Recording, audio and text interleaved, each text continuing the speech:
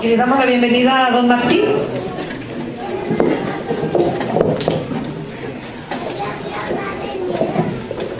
María Peñi, María Lamien, María Compuché.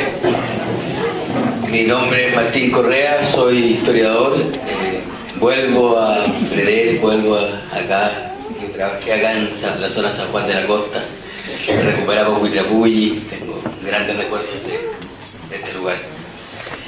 Y estamos aquí de nuevo, y básicamente es lo mismo. Hace un tiempo, Peñi, Rodelio, Torres, Chuca, Mantilhue, Milleray, Carlos y doña Yolanda me pidieron que los ayudara en lo que es la reconstitución de la historia de las tierras de la zona de Quinto Ante y sobre todo las tierras que se van desde el lago Puyehue hasta Lumaco por el Chirre arriba y el río Pilmaiquén abajo. En el entendido de que cuando se presentó el estudio de impacto ambiental de Presa Pilmaiquén, que quería hacer la represa, señaló que no existían comunidades en la zona y que lo que afectara el desarrollo de la construcción de la represa, en definitiva, era lo mismo que planteaba el Estado, era un problema entre particulares. Ellos planteaban que era un problema entre un pueblo y el Estado. Entonces nos enfrascamos en la búsqueda de papeles. Las tierras mapuches fueron usurpadas con papeles y es necesario que conozcamos los papeles, porque son los papeles al final los que también van a entrar en la pelea. Y nos enfrascamos en esto yendo muy antiguo. Entonces yo voy a hacer algo que espero no les aburra, pero les voy a contar más o menos lo que fue la historia de la usurpación en la zona específicamente en la zona que va desde Puyehue, insisto, por el Chirre por arriba, Pilmaiquén por abajo, el río Pilmaiquén y hasta Lumaco, que son las tierras donde también se inserta Quinto Ante. ¿Y esto por qué? Porque entre otras cosas, cuando se cortaron los valles donde vivía Quinto Ante, se hizo en tierra mapuche. Hoy día está el nombre de Heriberto Ortiz, pastor evangélico, ex carabinero, etc. Le compró la tierra en el 2005 a doña Estelvina Pérez, y de ahí viene la historia para atrás. Entonces se plantea que es un problema entre particulares, que donde inunda, donde se corta, donde se hace la presa, es particular. Yo creo al contrario, y con los Peñi y la también lo hemos conversado, es tierra mapuche, aunque no esté en dominio mapuche hoy día. Hoy día en dominio mapuche hay una cantidad ínfima de tierra, pero la tierra antigua era mayor y esa historia de la usurpación está documentada. Hicimos lo mismo en Yeuyeu con la tierra de los Ebenberg, la hacienda de Yeuyeu. Hicimos lo mismo en Temucuicú con los Patterson y el Fundo Alaska Temucuicui. Hicimos lo mismo acá con los IDE, con los CHOT, el Fundo Pucatribu, el Fundo Maicolpue, el Fundo Manquemapu, tierras mapuches que hoy día son particulares, pero que los mapuches las siguen poseyendo, ocupando o demandando. Lo primero que hay que señalar es que esto va a ser como una clase. Lo siento mucho, pero esto hago yo y esto me pidieron que hiciera. Lo primero que hay que señalar, yo no sé si de repente... No sé cómo se ve, ahí se ve mejor. Este es un título de 1798. Este es el primer antecedente que nosotros tenemos, que lo encontró don Rodelio en el conservador en el archivo de Santiago, no sé cómo, pero lo encontró. No sé cómo llegó a él, pero llegó. Y un día me lo presentó, me dijo, acá está nuestra tierra. Y es una venta, o sea, el origen de una venta de 1794-95 de Nicolás Vera, un hacendado de la zona, se supone con la autorización de don Manuel Caipul sobre unas tierras de Catén y Paislanca, que son sobrinos nietos del cacique. Esto es como la historia del auto robado. Las tierras hoy día pueden ser particulares y puede que Heriberto Ortiz haya comprado las tierras a doña Estelvina Pérez legalmente y así para atrás. Pero la primera compra fue siempre fraudulenta. El origen de la propiedad no es legítimo. Hoy día las ventas pueden ser legales, pero no son legítimos. Hay mecanismos engañosos, fraudulentos, en los que se funda la propiedad Winca. Y eso da la base para la demanda territorial actual. Cuando Temucuicui hoy día está recuperando las tierras de René Urban, René Urban las compró, las heredó, etcétera, etcétera, pero hubo una primera usurpación de Patterson. Es lo mismo que pasa acá. Y lo otro que es importante acá es que no se reconoce la presencia mapuche antigua en el área, y acá ya tenemos un antecedente. ¿Dónde está mi...? Por favor. Esta venta se hace, devuelvo un poco acá. En 1794-95, y ahí no se delindan las tierras, pero sí que hay unas tierras que está comprando un tal Nicolás Vera. El año 1807, 1807, se deslindan las tierras, que son las tierras denominadas Chilcaihue. Lo que contestaron que eran todo esto, y después de bien convenido pasamos al reconocimiento de los linderos. Esto sale todo acá, es parte del título, pero yo lo transcribí porque es chino.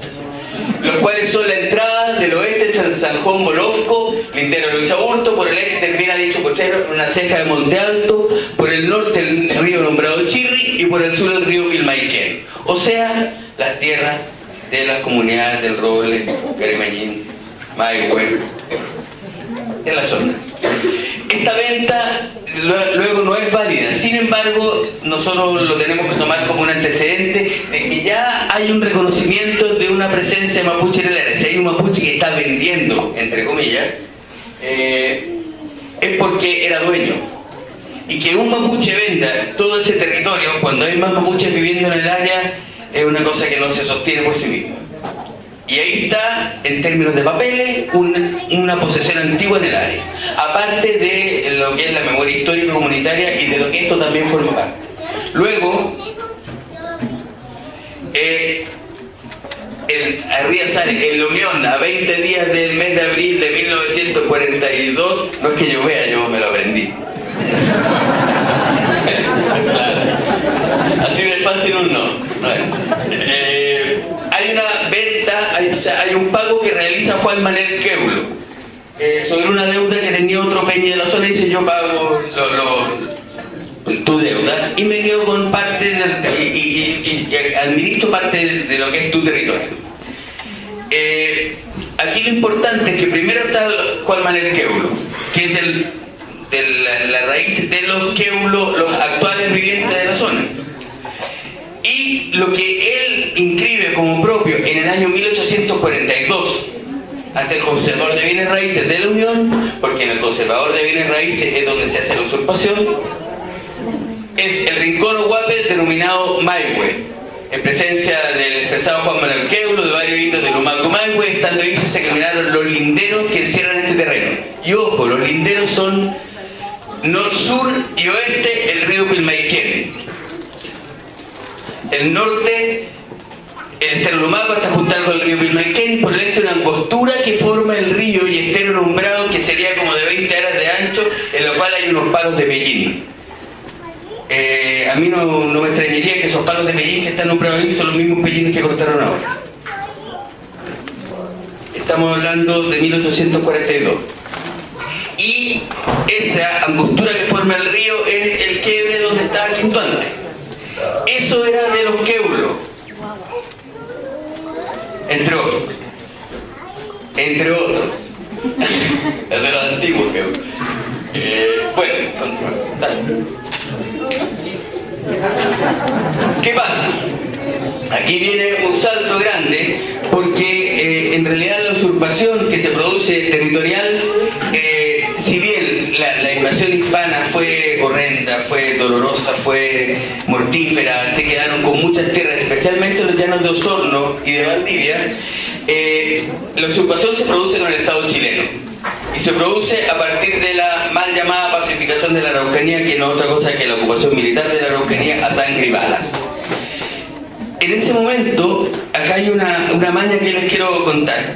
Se dicta una ley. Lo que pasa es que hacia el año 1850 empezaron a llegar mucha gente a la zona de Arauco.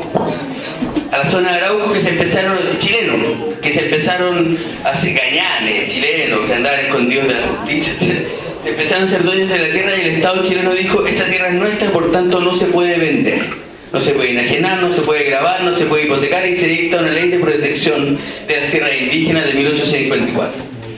Esa ley dura en el lado de Yeuyeu empieza a estar vigente a partir del año 1874. En esa zona no se pueden realizar ventas, ni compras, ni enajenaciones, ni arrendo de tierras indígenas porque lo exige la ley. Entonces, ¿qué pasa? La hacienda de Yeuyeu se forma en el año 1873, un año antes. Lo mismo sucede acá. Esa ley empieza a ser vigente, que dice que los llanos de Valdivia, en Osorno, no se pueden vender tierras indígenas a partir del año 1893.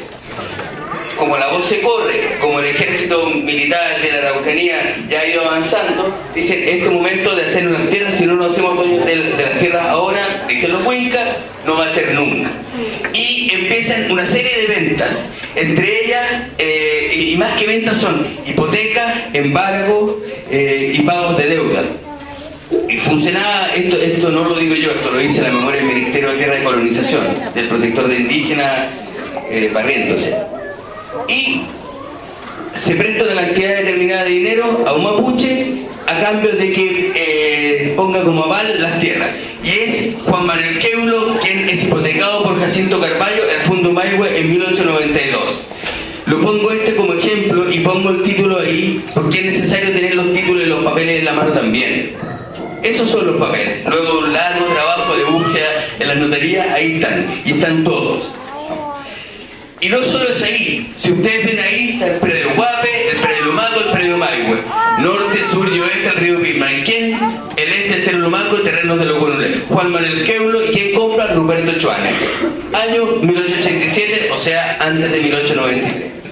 Ruperto Schwaner también compra el Germán Luciano Queulo, Ruperto Schwaner también el Francisco Marreau, norte el río Chirre, sur el río Pilmaiquén, este el Fondo Maihue y oeste terrenos de los Cumianes, o sea, donde está Quinto antes, al menos. Lo mismo pasa con el Fondo Maihue, con Manuel Ligay Antillanca, Rosero Pacheco, con Eusebio Antillanca, a quien le compra José Antonio Chauri y Juan Manuel Catalán en 1887, el Fondo Maihue. El Fondo Maihue también con la hipoteca a Juan Manuel Queulo, la que vimos recién, y el Fondo Maihue un embargo de los hermanos Fuchslocher. Salemos bien pronunciado. A Juan de Dios Mafil, un embargo de acción y derecho. ¿Por qué he querido mostrar este cuadro? Porque es aquí donde se forma la propiedad huinca en la zona, en toda la zona. Y se forma a través de embargo y acción y derecho. Acá hay una primera cosa, que si bien la ley prohibía los embargos, los préstamos, el contratar con mapuche, lo siguieron haciendo y los notarios de la zona hacían vista gorda de lo que estaba pasando. ¿Cómo pasó aquí? Aquí se hizo dueña en la cordillera de la costa de Osorno, en San Juan de la Costa, se hizo dueño de todo el territorio que hace la costa, Pucatrihue, Maicolpi, Juan II Ide.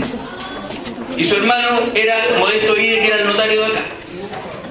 Lo mismo pasa allá y lo mismo pasa en todo el territorio mapuche. Esto pasó aquí, así fue la usurpación territorial. Se formaron grandes fundos entre el Chirre y el Pilmaiquén, entre el Lumaco y el Roble Parría hacia la laguna Huillehue, y se pierden las tierras mapuche. ¿Y qué pasa con los mapuches? Junto con la represión, o sea, junto con la usurpación, hay una fuerte represión y persecución a las familias mapuches. Y las que resisten quedan en esto, en títulos de merced. Se le entregan los títulos de merced en el área de Maihue, Caribeñén y el Roble por un total de 245 hectáreas. Pega un saltito más. Para el otro lado. Aquí, ese pedacito. Ese pedacito.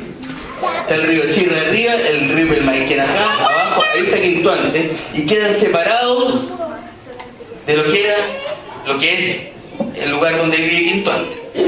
Y quedan en 245 hectáreas apretados todos juntos en esa zona.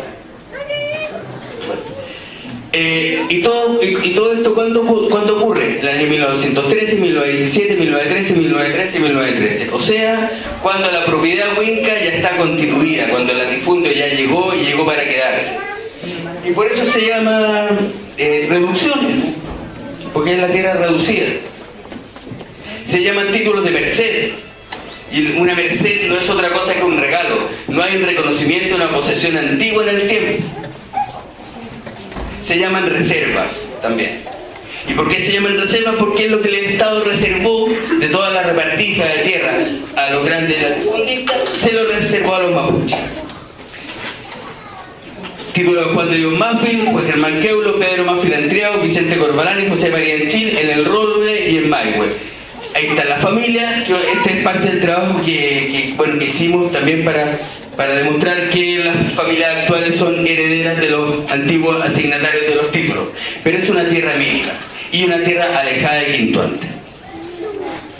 Como vemos ahí. Ahí está el Estero Maihue, el río Pilmaiquén, ahí vive Quintuante, arriba del Chirre, y toda la tierra particular va por acá hasta la laguna, por arriba hasta la laguna y para el otro lado también. Ahí está la comunidad, insisto, reducida. Finalmente, para terminar, y ahí ya nos metemos al debate, se llegó a la siguiente conclusión, que fue este informe fue hecho para el recurso de protección que se presentó el otro día, que si bien no es la gran panacea hacer un recurso de protección, por lo menos también sirve para demostrar una presencia antigua y sostenida en el tiempo y con ánimo de señor y dueño, cosa que hasta ahora se ha negado. No es un problema de particulares, es un problema entre un pueblo y el Estado chileno. El Estado chileno que usurpó y avaló la usurpación. En definitiva, después de esta breve historia, podemos concluir que existe una antigua e importante población y presencia mapuche en el área de Maihue, Caraimallín, El Roble, reconocida en documentos que se remontan a la colonia, como ya vimos. La pérdida territorial mapuche en el área en cuestión se produce a fines del siglo XIX con la llegada particular del área, los que a través de múltiples y engañosos mecanismos se hacen de las tierras mapuche. Hipotecas, embargos, compra, acción y derecho. La compra, acción y derecho es algo muy recurrido. Toda esta zona también fue comprada en acción y derecho. Le compran, se supone que va un mapuche a vender y vende su acción y derecho, y ahí tiene que venir un juez y hacer una adjudicación. Eso dice la ley. Pero con esa acción y derecho, después el notario inscribe acción y derecho, y después, sin que nadie se dé cuenta, lo inscriben como dominio, como propiedad plena. Con la venta que se supone que de uno. La mayoría de las veces ese uno nunca existió. Eso está comprobado además. Pero aún si fuera así, si existiera, uno no tiene el derecho para venderlo de todos. A lo más, los huincas serían copropietarios con los peñas que no vendieron. Luego, las actuales familias mapuches se remontan en su descendencia a las familias a las cuales fueron sustraídos de sus dominios territoriales antiguos en sucesos que perviven y se alimentan en la memoria comunitaria. Las familias mapuche de Maihue, Caraimallín, El Roble, Mantilhue. No hablé de Mantilhue, pero en Mantilhue pasó lo mismo con los Gro. Los molinos Gro, la harina que se compra, de ahí viene, de Mantilhue. Las familias mapuches son reducidas notablemente en sus dominios a través de los títulos de merced por un total de 214 hectáreas. Finalmente, el espacio en que se emplaza la casa de Quintuante fue objeto de transacciones y ventas entre particulares sustraídos del dominio mapuche, no obstante que las familias mapuches siguieron haciendo uso del mismo espacio hasta la actualidad. Eso es.